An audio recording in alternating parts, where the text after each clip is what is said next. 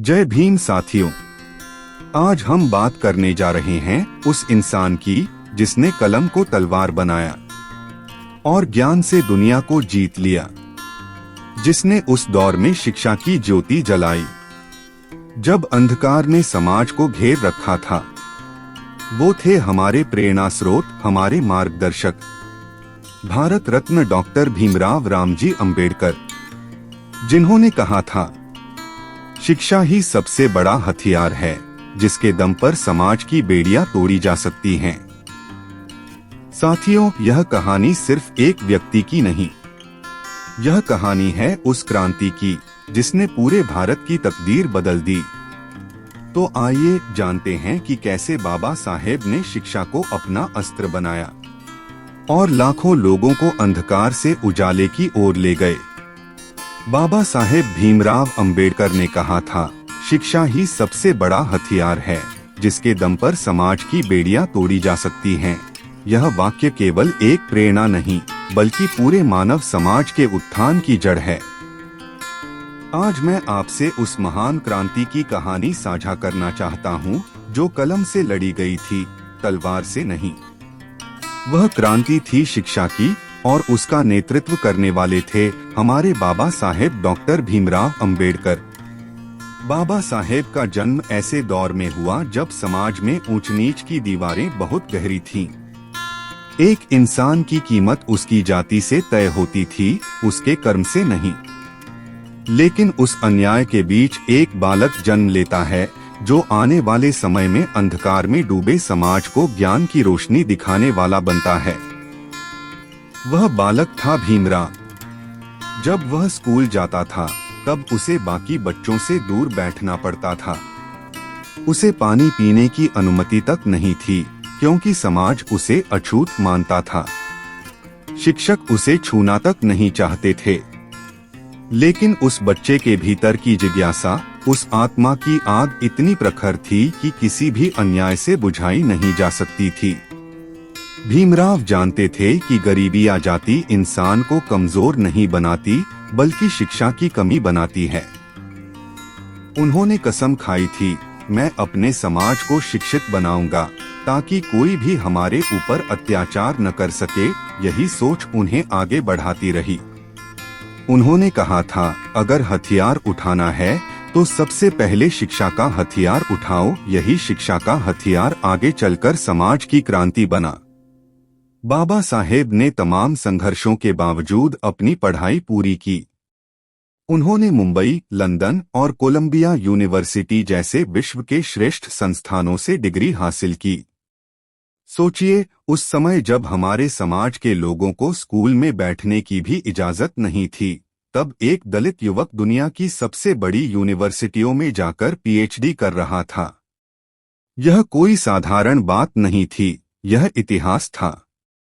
उन्होंने यह सिद्ध कर दिया कि अगर इंसान ठान ले तो परिस्थितियां नहीं, वह खुद अपनी तकदीर बदल सकता है। बाबा साहेब का जीवन केवल पढ़ाई तक सीमित नहीं रहा। उन्होंने शिक्षा को केवल ज्ञान प्राप्त करने का माध्यम नहीं माना बल्कि समाज बदलने का सबसे बड़ा साधन बताया। उन्होंने कहा था, शिक्षा के बिना मनुष्य जानवर के समान है। उनके विचारों में शिक्षा ही वह ताकत थी जो गुलामी की जंजीरों को तोड़ सकती थी। उन्होंने हर गरीब, हर वंचित, हर बहुजन को यह संदेश दिया कि अगर तुम शिक्षित हो जाओगे तो कोई तुम्हें दबा नहीं पाएगा। उन्होंने सिर्फ अपने लिए नहीं, पूरे समाज के लिए शिक्षा का द्वार खोला। उन्होंने स्कूल, कॉलेज और संस्थान स्थापित करने की दिशा में कदम उठाए। बाबा साहेब का सपना था, हर बच्चे के हाथ में किताब हो, हर घर में ज्ञान की ज्योति जले। उनकी पढ़ाई का असर इतना गहरा था कि उन्होंने भारत का संविधान लिखा, वह संविधान जिसने सभी को समान अधिकार दिए, चाहे वह किसी भी धर्म, जाति या लिंग का क्यों न हो। आज अगर हम वोट दे सकते हैं, शिक्षा पा सकते हैं, स्वतंत्रता से बोल सकते हैं, तो यह बाबा साहेब की शिक्षा का परिणाम है। उन्होंने दुनिया को बताया कि कलम की ताकत किसी तलवार से कम नहीं होती। बाबा साहेब के जीवन का हर पल संघर्ष से भरा था, लेकिन उन्होंने कभी हार नहीं मानी। उन्होंने कहा था, जो झुका वह मिट गया, जो पढ़ा वही जीता। यही शिक्षा का असली अर्थ है, अपनी पहचान को ज्ञान से बनाना। आज अगर हम मोबाइल, इंटरनेट और डिजिटल युग में जी रहे हैं, तो बाबा साहेब के विचार पहले से भी ज्यादा प्रासंगिक हो गए हैं। उन्होंने जो संदेश दिया, शिक्षित बनो, संगठित रहो, संघर्ष करो, वह केवल नारा नहीं बल्कि जीवन जीने का मार्ग है। हमारे समाज में अब भी बहुत से लोग शिक्षा से दूर हैं। बहुत से बच्चे स्कूल नहीं जा पाते, बहुत से युवा अपनी परिस्थितियों से हार जाते हैं। लेकिन बाबा साहेब का जीवन हमें यही सिखाता है कि चाहे कितनी भी मुश्किलें क्यों न आए, अगर हमारे अंदर सीखने की इच्छा है तो कोई भी बाधा हमें रोक नहीं सकती। उन्होंने कहा था, ज्ञान ही मनुष्य को सशक्त बनाता है, अज्ञान उसे गुलाम बना देता है। इसलिए उन्होंने हमेशा शिक्षा को प्राथमिकता दी।